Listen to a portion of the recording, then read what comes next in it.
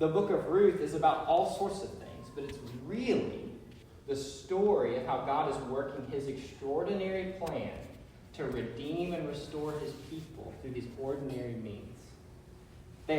Israel's people, they need a king. And they need someone to bring everything back to how it's supposed to be. Things are in shambles. And Ruth is a story of these widows who God works through their story to bring the family of God together all the way to us today. And so we're beginning a new series in the book of Ruth. For the next 4 weeks, we're going to take Ruth one chapter at a time. And our series is called Plan and Provision. We see God's plan and how he provides through his plan. And so if each chapter in Ruth was like a Netflix or Hulu series, and then we were given it one title, okay, that's what I'm going to do each week because I'm really cool like that. And so Ruth 1, we're just going to call it the return. And so in Ruth chapter 1, we see the return, but we really see the theme that unfolds throughout the whole book. And that theme is our big idea this morning, is we can trust God's plan. We can trust God's plan. And so we're going to read the whole passage as we go this morning. We're going to start off, we're going to read verse 1, we're going to pray, and we're going to dive in. Ruth chapter 1, verse 1. In the days when the judges ruled, there was a famine in the land, and a man of Bethlehem in Judah went to sojourn in the country of Moab, he and his wife and his 2 sons. Let's pray. Heavenly Father God, you're abundantly good to us, Lord.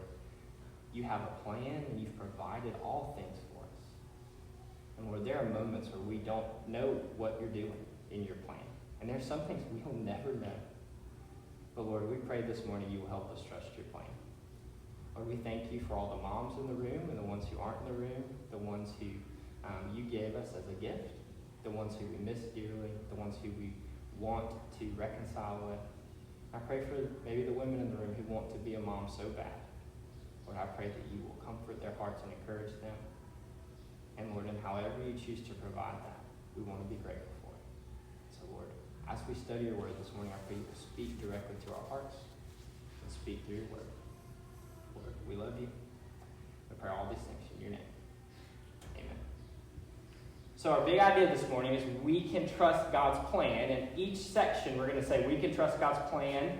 Like in our first point is we can trust God's plan when we suffer. Look at verse 1 again. So in the days when the judges ruled, there was a famine in the land, and a man of Bethlehem in Judah went to sojourn in the country of Moab, he and his wife and his 2 sons. And so in these first 5 verses, we just see these problems start to pile up. There's a problem. And so the first problem is we see that there's a famine in the land. It's the days when the judges rule. In our English Bibles, Ruth comes right after the book of Judges. And there's a reason for that. If you look, you'll just look, take your eyes and look at the very end of Judges. Judges 21:25 says this. It ends this way. It says, in those days there was no king in Israel, and everyone did what was right in his own eyes. Everyone did what was right in his own eyes. As you read the book of Judges, you see that there's these different rulers, these judges who are supposed to rule over God's people. And what happens is they've slowly rejected God's leadership for their own. God's supposed to be their king, and they've said, no, we're going to do it our own way. We're going to do what is right in our own eyes. And what you see through the book of Judges is the depth of human sinfulness. You see sexual immorality to the grossest degree. You see murder. You see it's just filled with sad story after sad story after sad story. It's this picture of what it's like when we're just left in our sinfulness. What do we do? What do men and women do apart from God's gracious judgment and guiding? And so the book of Judges, they're falling apart. They're falling apart. And so it's the days when the judges ruled. So things are in shambles. And we also see that there's no king in Israel. There's no king in Israel. So it's just kind of this thing, hey, we need a king. How's God going to provide a king for Israel? How's he going to provide a king for Israel? And so we have these 2 problems from the beginning. Things are just messed up because of sin and sinfulness and the lack of godly leadership. And then the second thing we see is we need a king. We need a king. And then the problems keep piling up. There's a famine in the land. So the food source has dried up. All right, there's a lot of irony in the names of things through Ruth. So Bethlehem means house of bread. There's no bread in the house of bread. Okay, so you just see from the beginning, like, this is another problem. There's a famine. All right, what's happening? The food has dried up. Everyone's starving. Some people think it's a divine judgment from God, that God is punishing his people. The passage doesn't say that. The passage just says what is. It says there's a famine. And so, look at verse 2 with me. It says, the name of the man was Elimelech, and the name of his wife Naomi, and the name of their two sons were Mahlon and Chilion. They were Ephrathites from Bethlehem in Judah. They went to the country of Moab and remained there. So there's this man from Judah. He decides that his family is starving. There's a famine. There's no food in the house of bread. So he's going to take his family to this place called Moab to get them fed. So it says they're Ephrathites. That means they're real Bethlehemites. They're OG Bethlehem people. That's what that means. Ephrathah was this place before it was called Bethlehem. Okay, it's like when Spencer calls Belmont Garibaldi Station. That's what it is, right? Some of you are like that. Like half the people in the room like sprung out of the soil in Gaston County, and you will be buried in the soil in Gaston County as God intended it. People will drink Sundrop at your funeral. It's what you're going to do. That's who these people are. They are Bethlehemites. He said the author of Ruth is saying this is a really big deal. They leave the house of bread to find food elsewhere. Elimelech and his wife Naomi and their two sons Mahlon and Chilion, they go to Moab. And so names in the Bible often convey something. So we already have the house of bread. Then we see names like Elimelech, Naomi, Mahlon, and Chilion. So our names do have meaning. If you ever Google your name, what does it mean? It'll tell you. I'm not going to tell you what Kenneth means. You can Google it later. It would be embarrassing for a few reasons. But my wife Whitney, her name means from the White Island, okay, which is confusing because she's from Louisiana, which is not an island at all. And so names have a meaning. So Elimelech means God is king. So you have this picture. There's a problem. There's no king in Israel, and God as king leaves God's place to go find food for his family. Naomi means pleasant, which is really significant later. Mahlon and Chilion, there's some debate over what their names mean, but most scholars believe that their names are sickly and death. Okay, so if you're thinking of naming kids or a dog, don't pick Mahlon or Chilion unless you hate the dog. Okay, so God is king, pleasant, sickly, and death. Go to this place called Moab, which is extremely significant. Moab was this place where the Moabites were excluded from God's presence and God's favor. In Deuteronomy 24, it tells us that they are punished for not offering bread to God's people, and for a few other reasons, where they try to sabotage God's people. They were not to experience God's presence or favor for 10 generations. So they're excluded. So from the jump, they go to this place called Moab. And Moab is a place where God's presence and God's provision are not to be felt.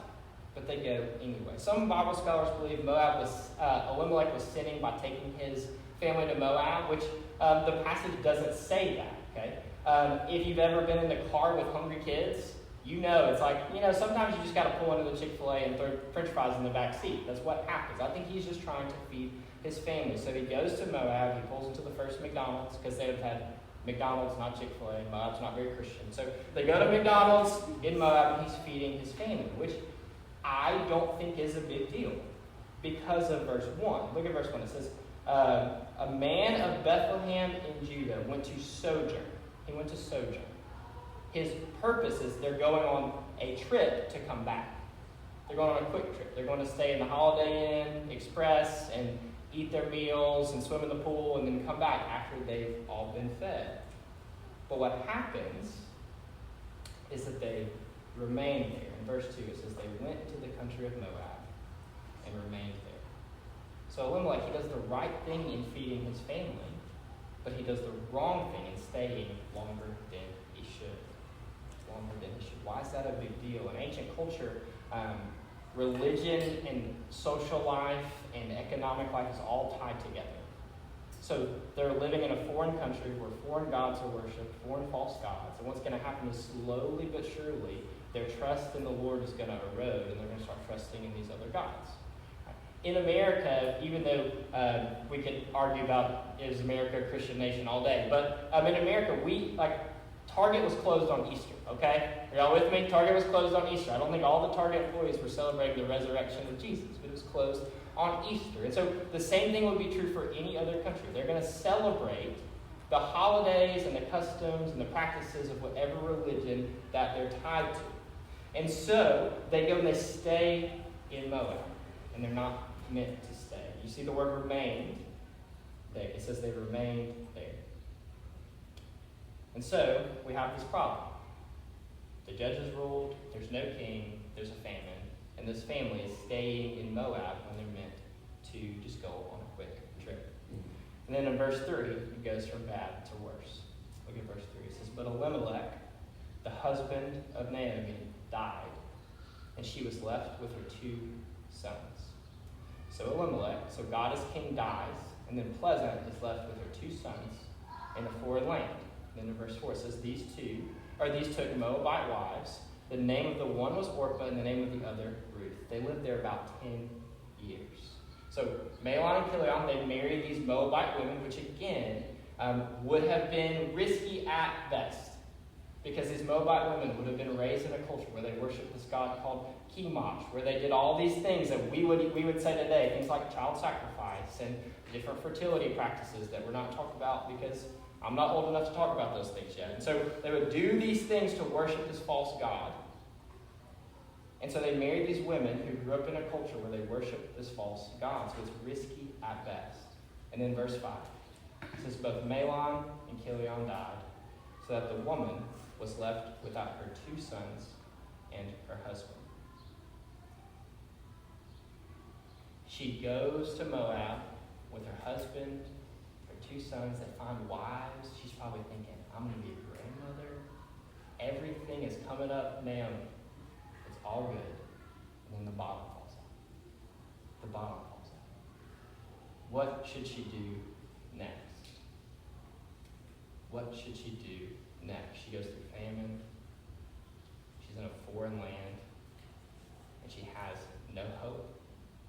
And in ancient culture, you needed a male in your family to provide for you. So now she's out of males to provide for her. She has no hope, no one to provide. What should they do? When you think about zooming in on something, there are few things in life like pain that cause you to zoom in. When you experience intense pain, the pain of grief, or even if just the pain, like actual physical pain, all of a sudden, whatever is in the periphery just disappears. And so they have this moment where if you're reading the story, you're like, what are they going to do? What are they going to do? But at those moments, we have to remember to zoom out and see God's big plan. We can trust God in our pain. So God's mentioned 0 times in the first 5 verses. But as we go through the rest of the book, it's abundantly clear that he's working his plan and that his plan is good. And here's the thing. The passage never tells us why. It never says, here's why Elimelech had to die and Mahlon and Chilion, right? We're going to get to the end, and this has a happily ever after kind of story to it.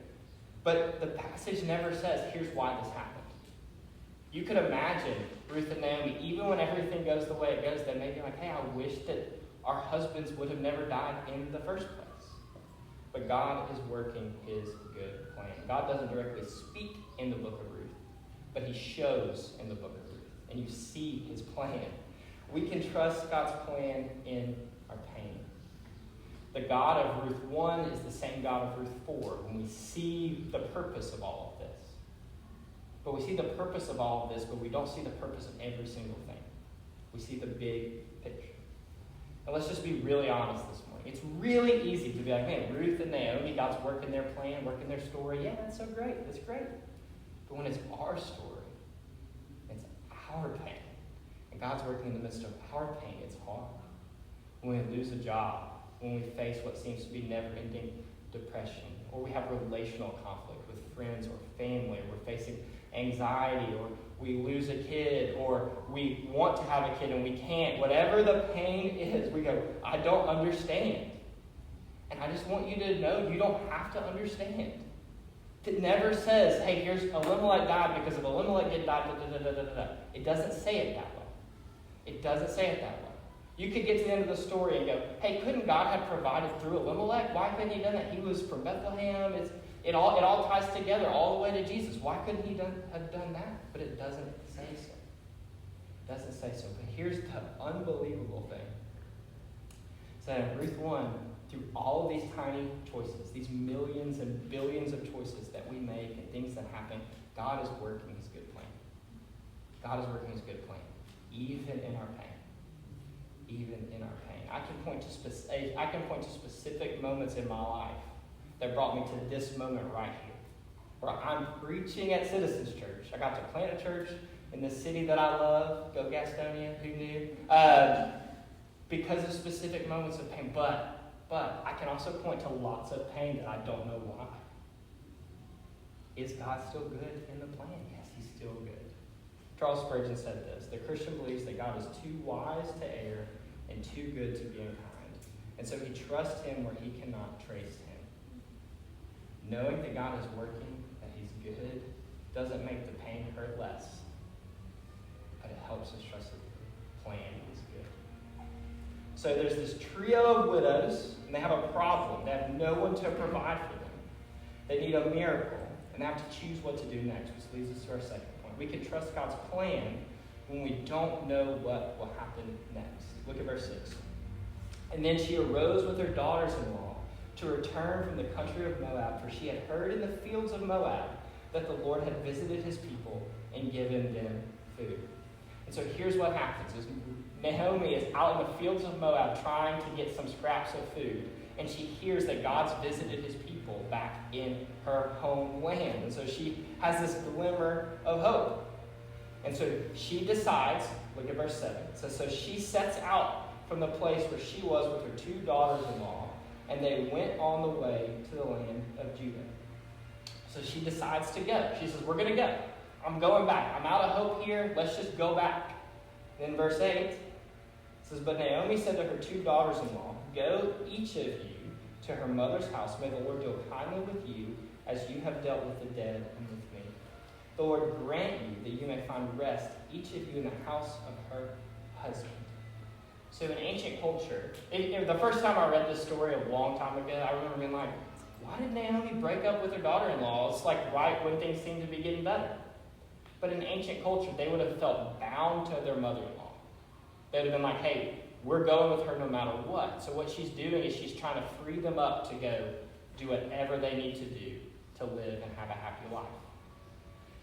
And there's a lot of truth in the fact that Naomi's kind of like, I want the Lord to bless you, but you might have better luck elsewhere. Because my life so far isn't going the way that I wanted it to. So she sends them out, hoping that they will find husbands. They'll find rest in the house of their husbands. And so it says, then she kissed them, and they lifted up their voices and wept. So they mourn. They mourn. They have this moment. They're like, we don't want to leave you. But they're called to leave them by Naomi. Those are weighty tears. You know, sometimes you cry. I'm a grown enough man. I can admit that I cry sometimes. Sometimes you cry, and it's just kind of like you saw a movie, and it was a little more emotional than you thought, or, you know, it kind of took you by surprise, or you get a little dust in your eye. You know, it's one of those things. Then there's some tears that are weighty, and these are weighty tears. 10 years together. 10 years in Moab. 10 years where they endured this pain and suffering together. The dream of their future together, gone. The dream of their family together, gone. So verse 10, they have a decision to make. Orpah and Naomi, here's what they do. It says, and they said to her, no, we will return with you to your people. So their first gut is like, no, we're gonna go with you. We're gonna go with you. But Naomi pushes back. Naomi said, turn back, my daughters. Why will you go with me? Have I yet sons in my womb that they should become your husbands? Turn back, my daughters. Go your way, for I'm too old to have a husband. If I should say I have hope, even if I should have a husband this night and should bear sons, would you therefore wait till they were grown? Would you therefore refrain from marrying? No, my daughters, for it is exceedingly bitter to me for your sake that the hand of the Lord has gone out against me. She says, go home. Go home. What am I going to do? Get married, get pregnant tonight, and then have a son for you to marry? Are you going to wait that long? She's saying, what's going to happen? What's going to happen? You don't know. Like, we can't know what happens next. They don't know what happens next. Then in verse 14, it says, they lifted up their voices and wept again. Because, so they have this moment where they're like, hey, she's like, leave. They get upset. They say, no, we're not going to leave. It's like almost like, oh, phew, we solved that problem. Then Naomi's like, hey, no, you have to go. Then they weep again. They start to mourn again. They lifted up their voices and wept again. And Orpah kissed her mother-in-law, but Ruth clung to her. So Orpah listens to Naomi, and she goes back. But Ruth makes this noble choice to cling to her mother-in-law. Orpah goes back to her people and her gods. But then, look at verse 15. It says, and she said, see, your sister-in-law has gone back to her people and to her gods. Return after your sister-in-law. So Naomi's like, hey, go. Go. Be like Orpah, which I'm sure went really great. Be like your sister-in-law. I'm sure you have a sister-in-law and your mother-in-law says, hey, be like her. You're like, not what I wanted to hear. She says, go. She says, go. Return after your sister-in-law. So I want to just point out something. So they remained in Moab, and then 8 times in this passage, you see the word return. Return. Return. Even return after her. It's like they're slowly working their way back to where they're meant to go. And the author of Ruth is trying to get you to see, hey, they're returning to where they're meant to be. And even when Naomi thinks they're supposed to return to Moab, she's like, no. Look at verse 16. It says, but Ruth said, do not urge me to leave you or to return from following you. For where you go, I will go, and where you lodge, I will lodge. Your people shall be my people, your God, my God. Where you die, I will die, and there will I be buried. May the Lord do so to me, and more also. If anything but death parts me from you. So Ruth makes an oath. She pledges her loyalty to Naomi and her God. She says, where you go, I'll go. Where you stay, I'll stay. I'm with you. I'm with you. And then she does the cross my heart, hope to die, stick 1,000 needles in my eye. She says, if this happens to you, if I break this oath, let me die. Let me die. Ruth demonstrates her love to Naomi when she has no obligation to do so. She's been freed up. But she has this unconditional love towards her mother-in-law. She says, hey, I'm bound to you no matter what. This is a noble choice from a noble woman. All right, maybe you've seen that verse, where you go, I'll go. Where you lodge, I will lodge. Your people shall be my people, and your God will be my God on a coffee cup. It's like, man, that looks so good on a coffee cup or a t-shirt. But we typically don't see verse 17, like if I had a coffee cup with a verse on it that just says, where you die, I will die, and there I will be buried. It's like, probably not selling as much at the Christian bookstore. Ruth, she makes this pledge. She has faith. She has faith. She shows her faith. What is faith? Faith is personal trust in God. And Ruth has personal trust in God's plan. Now, to what degree does Ruth know what God is doing? We don't know. But what she does is she says, hey, I'm going with Naomi and her gods. She makes this choice. Something has happened in the life of Ruth where God has worked a desire in her to love her mother-in-law and love her mother-in-law's God.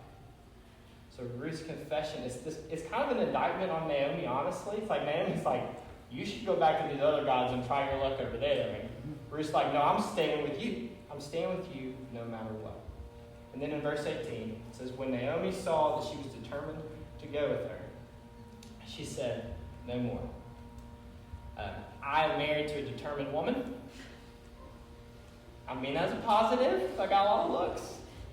I know what it's like to try to be like, hey, you should do this. And someone says, no, I'm not. Okay, well, you should do this. No, I'm not. Like, okay. That's what happens with Ruth and Naomi. Naomi's like, hey, you should go. She's like, no, you should go. No, you should go. No, she's like, I'm going to die before I go. She's like, okay, you can stay with me. So here's the thing. They don't know what to do next. No one in this section of the passage knows what to do next. Naomi's like, I guess I'll go back to Bethlehem, back to Judah. Orpah's like, I guess I'll go back here. And Ruth's like, I guess I'm going to stick with my mother-in-law. That seems like the best choice. And we can read it, and we have like a bird's eye view on it. We get to see, okay, well, there's a plan, there's a thing happening. But we so often can think we know what's going to happen next in our lives. So they don't know. They're just doing what seems best next. And often we don't know. We don't know. You don't know what's going to happen between now and lunchtime. You have no clue. You can have an idea, you can have a plan, but you don't know what's going to happen. When you have hard decisions to make, you don't know what's next. When you don't know what's next, what do? What's the best thing you can do? Is you can trust God's plan. You can trust God's plan. Ruth doesn't know God's plan. She doesn't. But she's like, here's the best choice I can make. I can trust God. I can trust God, and whatever he's doing, that's what's best for me. We can trust God's plan when we don't know what's next. So we go from 3 widows down to 2 widows, and they go on a journey, and they're headed to Judah. Our third point is when we can trust God's plan when we are at rock bottom. Look at verse 19. It says, so the 2 of them went on until they came to Bethlehem. And when they came to Bethlehem, the whole town was stirred because of them. And the woman said, the women said, is this Naomi? She said to them, do not call me Naomi, call me Mara, which means bitter. For the Almighty has dealt very bitterly with me. I went away full, and the Lord has brought me back empty. Why call me Naomi when the Lord has testified against me, and the Almighty has brought calamity upon me? So Naomi shows back up to her small town, and the whole town stirred because they show back up. She shows back up with a foreign woman that they don't know. And maybe this is just like the southerner in me. I just assume all the women in the town were standing around like, well, that's her heart. Like, what is happening here? Like, well, you know what I heard? It's like, oh, like when you see your friend from high school at Walmart and you're like, hey, and you immediately call your friend, like, you'll never guess who I saw today. That's what's happening with Naomi from my weird southern perspective, okay? They're probably not saying good things about her. They're probably like, is this Naomi? Right? Is this the pleasant woman who left with her husband, who bailed on us to go find food in Moab? Then Naomi says, call me Mara, which means bitter. What's interesting is she doesn't say, call me Mara, which means bitter because I'm bitter. She says, I'm bitter because the Lord has been bitter towards me. The Almighty. For the Almighty has dealt bitterly with me. The phrase Almighty, she's kind of taking a jab at God. It's like, the Almighty, the one who can do all things, this is what he's done to me. He took my husband away. He took my sons away. We were hungry. We went to Moab. We didn't know what to do next. She's at rock bottom. Her family's gone. Her reputation's gone. She's hoping on hope that something's going to happen. That the Lord, when he visited his people in Moab, and he gave them food, that something's going to turn out good for her. She says in verse 21, I went away full, and the Lord has brought me back empty. I went away full. I had everything I wanted. And now I'm back, and I don't have anything. I'm empty, which is kind of, unfortunate for Ruth, who's probably standing there like, I think I'm something. I think I'm what? You're not empty. But she says, I'm empty. I had everything I wanted, and now it's gone. What in your life could God take away for you to say, my life was full, but now it's empty? Is it your job? Is it your career? Is it your family? Is it your comfort? Is it your stuff? There's a song that I love called If, and it says this. It says, if in one unfortunate moment you took everything that I own, everything you've given from heaven, and everything I've ever known, then the first verse ends this way. If I have you, I could lose everything and still consider it gain. Is that true of you? Would you say, I lost everything, but I still have the Lord, that it's gain? Would you say that? What could God take away from me where you would say, you know what? I'm empty now. I don't have anything. So Naomi ends the scene. It's kind of like you see, it's like it fades to black right here after verse 21. She says, why call me Naomi when the Lord has testified against me? The Almighty has brought calamity upon me. What's interesting is in the passage, no one speaks back to her. It just kind of ends. Like her words just echo. The Lord has brought calamity upon me. And if you're reading, you're like, he has. What is happening? No one, I've met women who are like, I want to be like Ruth. I've never met anyone who says, I want to be like Naomi. No one's ever wished that upon themselves. Why? Naomi's trapped. She's trapped in her circumstances. She's trapped in her bitterness. She's at rock bottom. She doesn't know what is going to happen. She doesn't know what to do with her pain. She doesn't know how God's going to provide. Have you ever been at rock bottom? Have you ever been at this place where you don't know what's next? I know some of you in this room have. You can say, I have been as low as I can get. And some of you, maybe that's coming. What do you do about rock bottom? The funny thing about rock bottom is it's the only thing we actually deserve. It's the only thing we actually deserve. Naomi misses all the blessings that she got from the Lord. That he provided food for her in Moab. That she has a daughter-in-law. That she got to be married and have these sons. But God has chosen to be immensely kind to us. And we can trust God at rock bottom because he's the only one to rescue us. And at rock bottom, that's where hope shows up. So we can trust God when hope shows up. Look at verse 22. So Naomi returned, and Ruth the Moabite, her daughter-in-law, with her, who returned from the country of Moab, and they came to Bethlehem at the beginning of the barley harvest. So in God's plan, they show up at the beginning of the harvest, at the time when it's time to eat. It's time to gather the food, and we're going to have food to eat. They show up right then. Now, I grew up around a lot of concrete. The closest thing to farming I do is go to the food line. That's about as good as it gets for me. But I do understand that it takes time for crops to grow and be harvested. So they show up right at the right time. Right at the right time. God's provided. Through this providence, the famine has ended. And they show up right when there's food. And the second thing that's really, I think this is incredible. Verse 22 says, so Naomi. Okay? So Naomi. It's like a glimpse into the future. You may not, wow, what do you mean? That's her name. No, she just told us her name is Mara, which means bitter. It says, my name is bitter.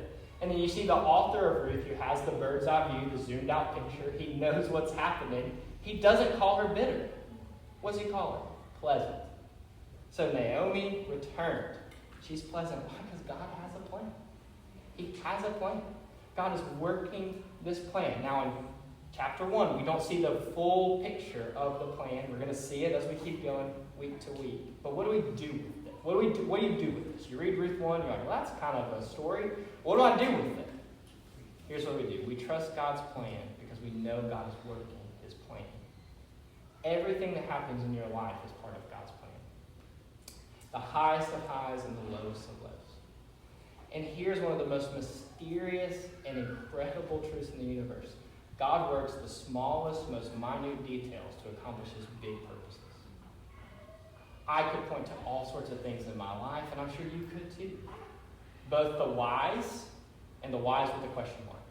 That I don't know why this happened, and that I do know why this happened. Have you ever thought, if you're a believer in Jesus, have you ever thought about how amazing it is that God worked where you got to follow Jesus? You had to hear the good news about Jesus. When I was born in America, which is a country friendly to the gospel, to parents who were Christians, who took me to church all the time, and where I heard about Jesus, and I placed my faith in him when I was 8 years old. God worked millions of small things for that to happen. And the same thing is true in your life. Have you ever thought about how incredible it is? God is so good that he works all these tiny things for your good. For your good. Everything that happened for you to experience salvation in Jesus is part of God's eternal plan, where he worked these tiny things. Both the really good and the really, really hard. And there are moments when you can trace your own story and you can say, oh, I see what God was doing here. And there's going to be lots of moments you go, I don't know what he was doing there. I don't know. There's pain you can't put a name on. You can't say, well, God was doing this because. There's going to be pain in your life that you don't know what to do with. But I just want you to know God has a good plan. And we can trust it. God is working to redeem those in and through your life. In and through your life. So Citizen Church, here's this amazing thing. Here's this amazing thing. God works these small details in your life. He works these small details in your life that brought you to this moment. And here's what's incredible. I was thinking about as we're driving in, we're passing people walking on the road. I'm thinking about there are going to be men and women who hear about Jesus because of the tiny choices that we make that God's working through our church. There are people who are out there who God's going to save. They're going to be part of Citizens Church, and they're going to make the tiny choices that other people hear about Jesus and they come to know Jesus. It might be Preston's at the gas station buying a sun drop because he's a sun drop kind of guy. And he meets a friend and they start talking, and all of a sudden this person, through this tiny choice to drink a Sundrop instead of a better soda, he ends up coming to know Jesus. It could be Ruthie, who's at the park and meets a mom, and they start to talk, and then you never know how God's working. But here's the truth. God is working his plan. He's working his good plan. He's working his good plan in and through your life. And I know there are hard moments. And God's good plan doesn't make the hard moments less hard. But what it does is it makes them good because they're accomplishing this good purpose. Now, the moments in themselves, are they good? No. But they're part of a good plan. And maybe you're here today and you've never trusted in Jesus.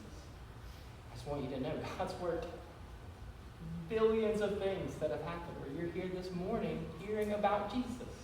Hearing the good news that you can trust God's plan. He's working his plan in our pain. He's working his plan when we don't know what to do next. He's working his plan at rock bottom, and he's working his plan when hope shows up. Our lives change, but he doesn't.